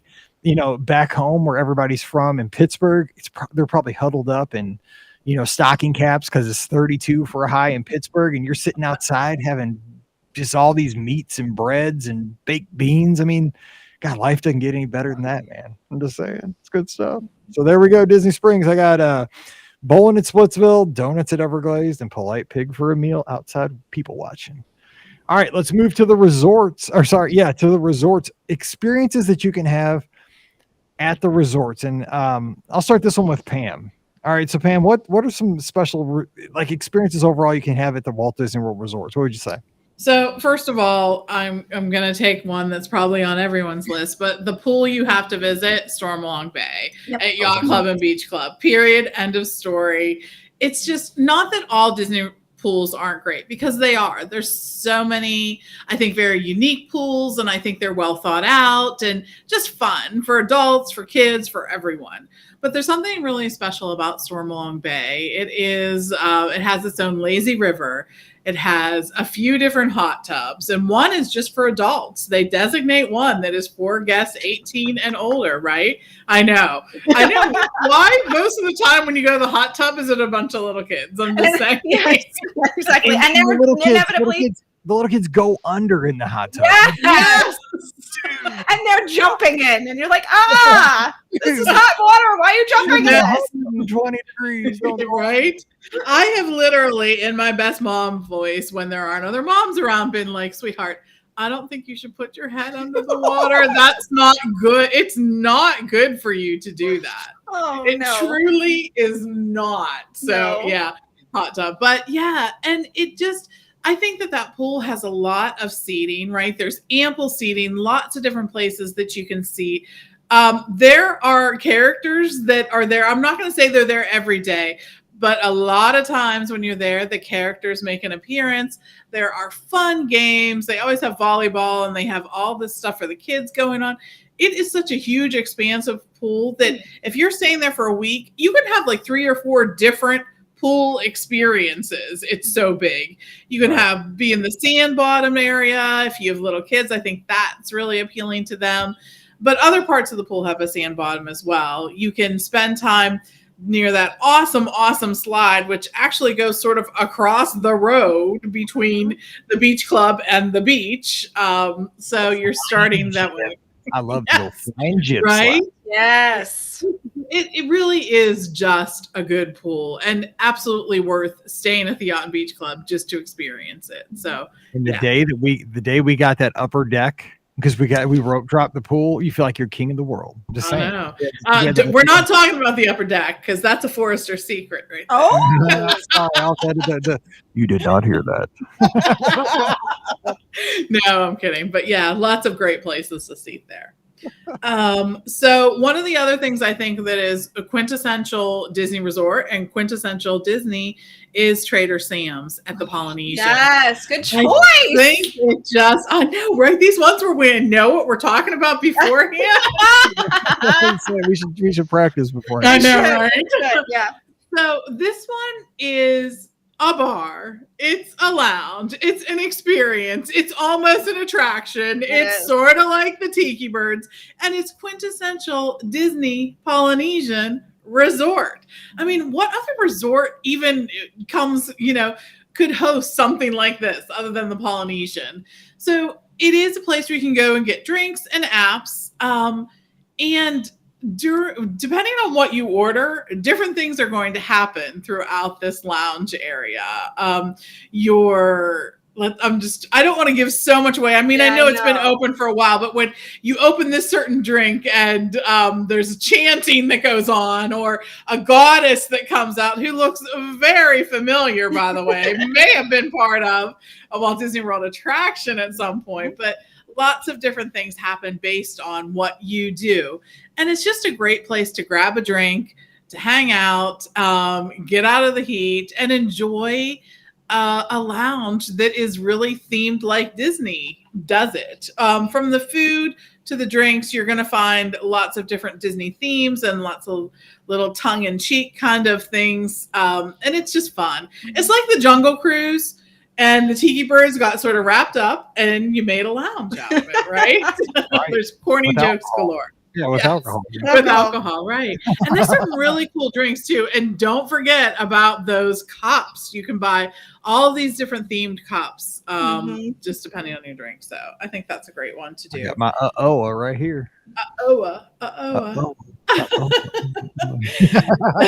And finally, the last place I'm going to at the resorts, and this was really the hardest one that we've done for me because I love the Disney resort so much. I think there's something so special about a Disney resort, and this just makes it feel that way. But I'm gonna say, get a room at Disney's Contemporary Resort that overlooks the Magic Kingdom. Oh. And there's so many good reasons for this. Right now, first of all, the rooms have just been redone and they're incredible themed.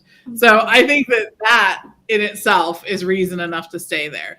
But if you're in a theme park view room, you are actually going to stay at one of the resorts on Disney property that is the closest to the Magic Kingdom. And you'll be able to see the park. You'll literally be able to see the park from your room. And I think that that's a really special experience. I think that everyone should try to do that at least once. I know it's pricey. Just do it for a few nights if you don't want to spring for a whole week of that. I get it. but there's something about being able to see the fireworks from your own balcony. It's a completely different experience. And I think it's the great way to celebrate something. And even if it's just celebrate being on vacation. So you owe it to yourself to do that at least once. You can hear the Magic Kingdom from your balcony. You can. I know. It's incredible. I mean, it really, really is. It's just one of the most unique experiences. So Rhonda Lee says, when the Jungle Cruise and Enchanted Tiki Room love each other very much. Yes, that's true. I love it. You get I your love it. You True. do. It's Rhonda true. Lee, you're on your game tonight. I like And it. The cast there is so great too. They really make that experience. Yeah, they do. Okay, you got a third one. Was that we had Storm Along Bay? You had it. That was it. The Contemporary Room and Trader Sam's. Good. Yeah. Okay, I have mine written down. Okay, here's mine. I have Tri-Circle D Ranch over at Disney's. Ooh. Good choice. The Yes. horses, where you can actually ride the horses. Now you're not going to ride them at thoroughbred speed, but you can get on a steed. I'm a poet and didn't know it. Stop. So There you go. bad. I'm good at that. But I'm just saying. So yeah, you can check out the horses. You don't have to ride them though. You can just walk around and just take in the old ranch there. But they do The give horses are beautiful. They Yeah. are beautiful. So you can see those horses. My second option going through here of experiences at the Walt Disney World resorts, you can fish off the dock at Port Orleans Riverside. You can cane pole fish, which is very old fashioned. But I actually used to do this with my great grandfather when I was like 7 years old. I didn't have a rod and reel back then. It's a cane pole. It's like if you see like in Mark Twain or Huck Finn, those old, novels, that you just basically had this, this big stick, and it was, it looked like bamboo or cane. And it was just a piece of string on the end with a hook. And Ricky, you'd appreciate this. We always went up to St. Ferdinand Park here in Florissant. Yep. And that's where I caught my first catfish on a cane pole with great grandpa Finney. And, it brings back, again, I'm 48 years old. So that brings back memories of my childhood. And you can do that right there at Port Orleans Riverside. There's a little shack there right off the path on Old Man Island. And they'll hook you up. They'll give you some bait and you'll just cast it in. And I'm sure the fish are ready to bite. You can't keep them. That. How Don't many cook them. different places could you even go and do that right now, right? I mean, how many kids have even seen a cane pole, right? I mean, you're not going to do it long. It's probably something you'll do for like 30 minutes and just be done with it. But I mean, that way you have the context. If it ever comes up later in life, hey, I know what a cane pole is. I've had that experience. I fished. Yeah. That's My family always is like, see that? We did that. That's a memory right there. Yes, it's a memory. Right. I mean, it's exactly. And Lisa in the live chat says, yeah, the bobber. Yeah. Because I mean, that's exactly how we fished back then. You have the little bobber. It's red and white on the top. And, my grandpa would tell me, watch the bobber. When the bobber goes under, that's when you pop the pole and that's when you hook the fish and bring them in. I mean, because you don't reel them in. There's no reel. You just. Oh, yeah, that's true. But I remember the one time, this is how bad of a fisherman I was, but how excited I was, like a 7-year-old. So the bobber went under, and I was just like, and that fish came flying out of that lake. Woo! Because I just, I got all excited. It's fine. That's what that's what you do when you're 7. Okay, my final thing I would suggest is an experience to take your, your guest on at a Walt Disney World resort. Rent a Surrey bike over at the boardwalk. Now, No, Mike, no. it has taken me 15 years to get over the trauma of the last time this happened, and I still haven't done it since, but I think I might be ready to revisit this at this point. You're not. You're not Last ready. time I did this, again, Mallory was about 8. We had taken her friend Molly, who was 8 as well. They were little girls. You meant This Paige was when I 8. didn't Hey, It's hey. Mallory. Yeah, but no, Paige. This is Okay, Paige. Grandpa, we're going to start correcting you. I'm telling you, I'm old. So this is when Paige, the older kid, I call Riley Mallory all the time. No, I messed up. Anyway, so when Paige, who is now 25, 6, I don't know, she's older. But when she was little, like 8, we took Mallory. We took her best friend Molly. There are 2 of them. They're cute. I'll post a picture, I promise, on social media. They were, honest to God, they were pretty big because they were both athletes. They were both soccer players at like 8 years old. But I guess the rule was you had to be like 9 to be able to pedal, because we had they wanted to get the big Surrey bike, right? The 4-seater. Everyone They didn't want to do the Deuce. They wanted to do this thing is the size of a Volkswagen Beetle. Okay. So we had to get the big one. we had just, and this was back again before I don't even know if we had the podcast back then. I don't think we did. No, I don't think we did. This was way back, and this was like in the July. This was back when Pam and I were both teaching. It was hotter than smoke. We had gone to Beaches and Cream, and I guarantee you that night I probably crushed like a double cheeseburger, a bowl of chili, fries, and probably finished it off with a No Way Jose. I probably just killed all that food and probably didn't leave a morsel to spare. So we leave Beach Club. We're walking over to the boardwalk, and they want to rent a bike, and I'm trying to be super stepdad. So we rent the bike. The thing is probably 700 pounds. Those Surrey bikes are heavier than they look. Okay, so we get it. I'm thinking, okay, all four of us will be able to pedal. We're good.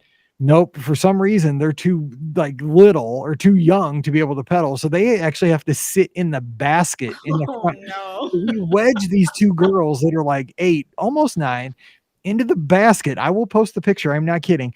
They barely fit. They're like wedged into like the little basket in the front. Pam and I are pedaling this 4-seater Volkswagen sized Surrey bike around the boardwalk. Now, runners will understand this.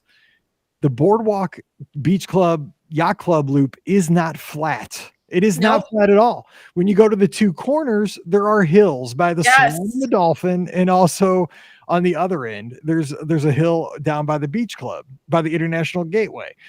Thank God for the kindness of strangers who pushed us up the hills. And I have returned this favor many times since, because I have seen moms and dads that have been in the same predicament. They rent these bikes. It is hot. Always 100 degrees. Always. They get to the hill and they're like, "Oh man, I didn't sign up. I'm paying like $45 to do like this, HIIT workout, this, high intensity training kind of thing. And I didn't plan for this on a July night at 8:30. So I'll push people up when I see them. But yeah, so it is fun, and it makes for a good story for your podcast whenever you start your show. But yes, rent the Surrey bikes. It's an experience. And I will tell you, we heard the most un-Disney conversation take place because of a family riding on the Surrey bike when it was like 98, no joke. The mom says to the kid who was not pedaling, and she meant it, "If you don't start pedaling, I'm going to smack your face off." We were like... No joke. In a family, you got to pull your weight. I mean, you do pull your weight, especially at times like that. So we were like, "Oh, okay." I think she means it. I think she means it, kid. You better start pedaling. You need to turn them and say, "Have a magical day." Okay, that was basically it. All right, Ricky, we're going long. So what do you got? Give us 3 experiences of the resorts. Okay, so for the resorts, I'm also going to start with the boardwalk. I think the boardwalk is it is so quintessential Disney. You've got the great food, you've got the great atmosphere, you've got the Surrey bikes. I'm not going to suggest riding the Surrey bike. Don't get the 4-seater, man. That thing's like a Volkswagen Beetle. Just watch. I like the watching of the Surrey bikes, so I think that's a much better idea. Grab an ice cream, and just enjoy the atmosphere of the boardwalk. I feel like that's a great choice. All right, moving on. Speaking of enjoying atmosphere, I'm going to suggest to go to the Polynesian and, enjoy the beach that they have there. Now, it's not like, a beach you can play in, but I enjoy sitting on a hammock in the, middle of, maybe not when it's 100 degrees, but, when it's like sunset or something like that, sitting on a hammock and just relaxing and enjoying the cool breeze that comes through. And I've come close to taking many a nap in those hammocks. So I'm just saying those are some nice places to just relax. They also have a nice, if you don't want to go to the Polynesian, they have a nice little area like similar to that at the Coronado Springs as well. So they have some like little lounge chair-y things that are really nice out by the beach. Definitely have spent some time in those as well. So that is my number 2. And then my number 3 is I'm going to suggest hanging out at the Wilderness Lodge, going and enjoying that amazing massive lobby, and the giant fireplace, and just soaking up that atmosphere because it's so fantastic over in the Wilderness Lodge. It is, I always say my 2 home resorts, the ones that I feel the most at home at, are the Wilderness Lodge and the beach club. And ironically enough, I've never stayed at either of those resorts, which is the funniest part. Like, I just feel so home. It feels so homey at both of those places. and I've never stayed there, so it's just the funny part. But those are my three. I figured I'd go quick because Mike went on and on. Sorry, I know that story. That story was a Mike story.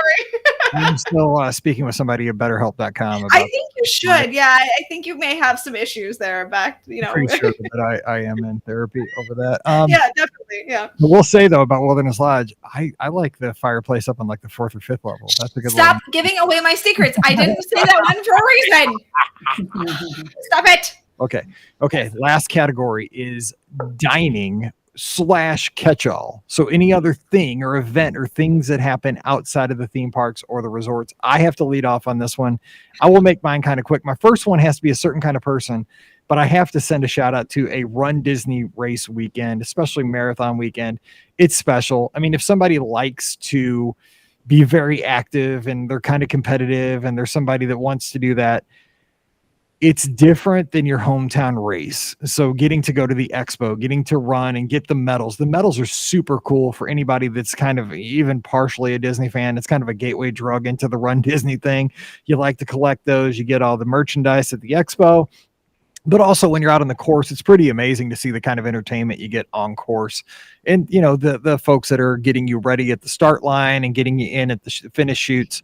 I think Run Disney weekends are outstanding. So I would push that for somebody.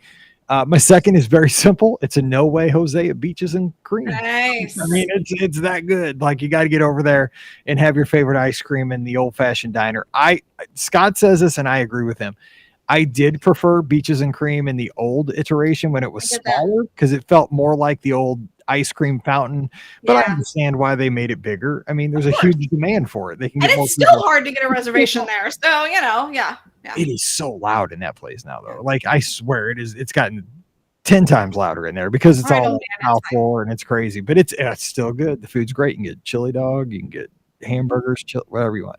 And my last thing, kind of overall, is just to ride the Skyliner at Walt Disney World.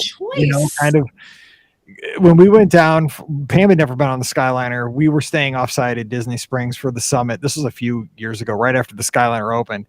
And that was kind of the whole thing she said was the most exciting part of the trip was we went over, I think we were eating somewhere on the boardwalk, maybe Trattoria, or I can't remember where we were eating, but we rode the Skyliner over to dinner and she was just like, this thing is amazing. And I think, if you're going to show somebody Walt Disney World, the Skyliner transportation system is just something that is very unique, I think, for a lot of folks. And it's very uniquely now Disney with how they've themed it and how efficient it is, how much of a relaxing ride it is. It doesn't cost anything and it gets you from place to place. So I would do that. So I would say a Run Disney weekend, a No Way Jose, and a ride on the Skyliner. All right, Ricky, go with your 3 for dining / outside of the parks. All right. Well, I think, to tag along with you, I think you have to say the monorail. That is one thing that everybody, when you say Walt Disney World, like one of the things that obviously comes to mind for most people is the monorail. So you have to take a ride on that. And if I have to choose, obviously, a loop, I'm going to say the Epcot one. Right. I know, obviously, I did a video that I posted from this past weekend. It's a bit of a construction zone. You can definitely see that from the monorail. But actually, that's kind of cool to see, how they're working on things. Well, it's good to have because it's going to be a point in history. Absolutely. 5 years. Yeah. Absolutely. So, yeah. So, a trip on the monorail, especially the Epcot loop, is my A.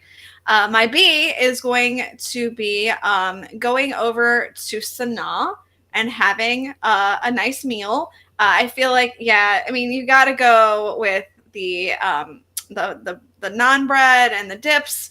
I'm a fan of butter chicken, which I get all the time when I go there. But you also have, of course, the view of the animals. Giraffes and wildebeests. Yes, that are out on the savannah. And, I almost did the Savannah nighttime goggles, for my other one, but I figured, no, I'll just save that for this. So we'll go to Sanaa and have a nice meal. And then I think my last one, I would be so sad if I didn't take my guest to this experience.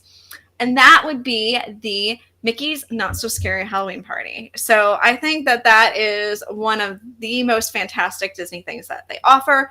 Maybe, not the iteration that they had last year with the pared down version, Yeah. That was okay. But I definitely think that hopefully they bring back the original version of Mickey's Not So Scary Halloween Party this year. And it was just, it's a fantastic party. The best parade that Disney has, in my opinion. The fireworks are fantastic as well. I miss the old fireworks, but the new version is good too. You've got the stage show with the Sanderson sisters, which I love and adore. You've got trick or treating. You've got dressing up as characters for adults. You've got, normally you've got some great unusual meet and greets that happen as well. So it's a really, really fantastic party. It is one of my favorite things that Disney does. And I personally prefer it over the Christmas party. So I am going to make sure that I take my guests to the Halloween party. That'll work. So you have the monorail, you have Sanaa for some good food, bread especially, and some buttered chicken with the animals, and Mickey's. Wait, that sounds weird. It sounds like you're getting butter chicken with the animals. Whatever floats your boat, really. All right, got it. Dreams come true. So hey, if it's Daisy, she'll take it off my plate. It's fine. All right, Pam, bring us home. What are your 3 experiences kind of in this dining / catch-all category? Okay, so first of all, I'm taking guests to California Grill, right? Because I like California Grill. I have lots of good memories there, but I think there's so much going for this restaurant. First of all, they have a menu that I think most people can find something that they really enjoy there. They have a huge wine list. They have a great drink list. They have a good beer list. All those things are I think quintessential when planning something like this that you want to say to people, hey, this is what Disney's about. And it's a great grown-up version, I think, of Disney too. It also, how can you beat the view, right? It has the most fantastic view of the fireworks right from your table, or you can walk out on the catwalk. So I think that one's definitely worth doing. I think one of the things that you want to try to do is one of the tours, whether it is a tour, a themed tour that they have, or even a VIP tour. I know that those are pricey, but man, just so worth the experience. The VIP tours, for those who don't know, do kind of backdoor you into many of the different attractions. You can get a ton done in a short period of time. You can visit multiple parks on the same day, as long as you have a park hopper. It really such a great way to visit the parks. And the tour guides are the best, really and truly. They have great bits of information to share about the parks. They're going to make things wonderful for you. So try one of those. And one of the last things I'm putting out there is a fireworks cruise. I think there's just something really cool about the fireworks cruises. They have them at both the Magic Kingdom and at Epcot, and they're going to offer you a great view of the fireworks, but just a place where, guess what? You're not competing with 8 million of your closest friends. You're only competing with space with the people who are in your boat. And guess what? You got to pick those people. So hopefully you like them. It's if you're competing with them, it's your fault. I mean, right, exactly. It's just a different perspective on the fireworks, and I think it's a great way to just try something new at Disney if you haven't done it. Speaking of that VIP tour, so when I was leaving for Marathon Weekend back in January, I was leaving Pop Century, and one of my guests at the Magic for Less was down there, and she was so I was standing at the place to pick up my Uber, kind of the old Magical Express pickup point. And that's where they pick you up for the VIP tour with the vans. Yes. And so they were going with their family that morning on a VIP tour. And so I ran into her as they were like loading in with the VIP tour guide and the vest. And I was like, this could not be more. I said, I'm so excited for you because I know how much you've been looking forward to this. I said, but this is like the yin and the yang of it, right? Like I'm getting ready to get into this cheap little Toyota Tercel, going back to the airport, back to my real world to get back to work here in like 4 hours when I land in freezing St. Louis. And you are getting in this van, getting ready to have the ultimate Walt Disney World day. I said, I'm so happy for you. But I was like, like this, you're just I'm going back to the real world and you are going to have the absolute best day. So she did too. She told me all about it. It was awesome. So yeah, good list. And this is kind of fun. I love these kind of ultimate experiences. So and really we just do these shows to kind of think outside the box. When you're going down your next trip, maybe you didn't think about, grabbing a donut at Everglazed or what having you. Maybe Sanaa was not on your radar and now it is. California Grill. I mean, I bet that was, but it's kind of fun to talk, new way to talk about Walt Disney World. So that's what we do here. So anyway, That's going to do it for today's show. Again, good luck to all the lizards running down at Princess Weekend. We're already proud of you and celebrate with you. So have a good run and walk and celebration down there. Eat all the good stuff for us. And, don't bring back milkshakes in your car if you're driving. Not a good idea. No, it is not. I'm off to go get a wet vac. So don't forget, today's show is brought to you by the Magic for Less Travel. Check them out for your Disney trip planning needs. We'd love to help you plan a great vacation. We can help you with ideas for the resorts, ideas for the theme parks. We'll help you with Disney Springs. We've done most of this stuff. This is what we do. We're going to make sure that you have a great trip. So drop by the magicforless.com today. Fill out that quote form, and we'll take it from there. And we're going to have a great time planning that trip. So check them out today over at themagicforless.com. Also, please use our Amazon affiliate link every time you can. It really does help us out with that one extra click. BeOurGuestPodcast.com/Amazon. And thank you to our patrons who support us each month. You guys keep us on the air. It really helps us out. And our patrons get a bonus show called Mike in the Midwest. If you'd like to join us over there, come on over. Patreon.com/BeOurGuestPodcast. Give Ricky a follow. She's at Ricky Nibs, RikkINIBS. Pam is at TMFLT Pam. I'm at Be Our Guest Mike. You can follow the show at Be Our Guest Pod. And that's all on Instagram and Twitter. Also, subscribe to the show on Facebook and YouTube so you know every time we go live. And don't forget, this Sunday night, 7 o'clock Eastern, 6 o'clock Central, it's you and me and no Scotty G. But we'll be taking your calls, talking Disney, and having a good time. And you can share your experiences outside of the theme parks. What would you do? What would you add to our list? What did we miss? Or what do you agree with? Hopefully you agree with something. I mean, right? Ideas. I mean, something's got to be in there that you like. We'll see how it goes. But until we get back together again on Sunday night, you guys have an awesome weekend and a great Friday. For Ricky and Pam, I'm Mike. Wishing you a great Friday. Stay safe, stay healthy, and we'll see you real soon. Alrighty. Boom. Yes. That was fun. Those are good things. We did it. Good. All right. I really am off to go get a wet vac now. I got to go clean my car. That'll be fun. Yes, do that. That'll smell. I know. I do not want it to smell. No. All righty. Well, you have fun down there. Okay, I will. Have a great time. Thank you. You're welcome. See you. We'll see you guys. Bye. Bye.